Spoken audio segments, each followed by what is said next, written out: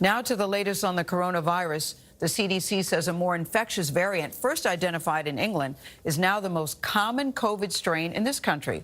So that may explain why the rate of new cases is holding firm at about 64,000 per day, even though nearly half of the U.S. adults have received 1 or 2 doses of the vaccine. CBS News medical contributor Dr. David Agus joins us to sort it all out. David, I think we need a bit of a reality check here. It's really good to see you. You know, it's been said that it's a race between the vaccine and the variant. Do you see it that way, too? And if you do, who's winning the race? Hey, good morning, Gayle. Yeah, you know, we vaccinated almost half of adults in the United States, but that still means there are over 100 million adults to go for vaccination. And what we're seeing now is a dramatic rise, particularly younger individuals, kind of 12 to 19 years of age, are becoming more and more infected. And so we're letting down our guard, and with this new variant, it's much easier to spread. So this is rise of the variants. This is our sequel, if you will.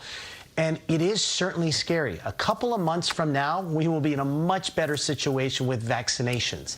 And so we just have to hold our guard for another few months. And it worries me because we're not. Yeah, people are so COVID sick, as you know. We're sick of COVID, but COVID is not done with us.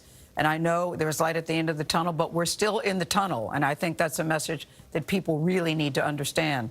So when do you see things where we can finally, I know it's very hard to put a time on it, I get it, but can you give some kind of time frame? People say, hold on, but how much longer? What does that mean? Yeah, I really think over the next 2 months. I mean, so over the next 2 months, we are opening up vaccinations to everyone in the United States 16 years and older. And that will make a huge impact. You know, we're seeing it now, right? We have fewer hospitalizations and we have fewer deaths because our vulnerable, in general, have a very good vaccination rate. The problem is we're seeing large numbers of cases. And remember, this virus doesn't just cause hospitalization and death. It causes problems in anybody who gets it.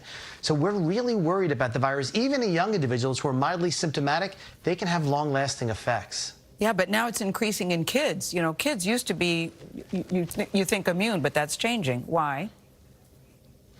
Well, we're indoor sports, we're getting together much in larger environments, and we are letting down our guard. And so I think in school is appropriate, and we have to do it safely, but we can't do everything we had done prior to the pandemic. And we really need to put rules in place to stop the virus and spread until we can vaccinate the kids, which will hopefully be this summer. Yeah. You know, hopefully 12 and above over the next month or two, but after that, hopefully 6 months and above.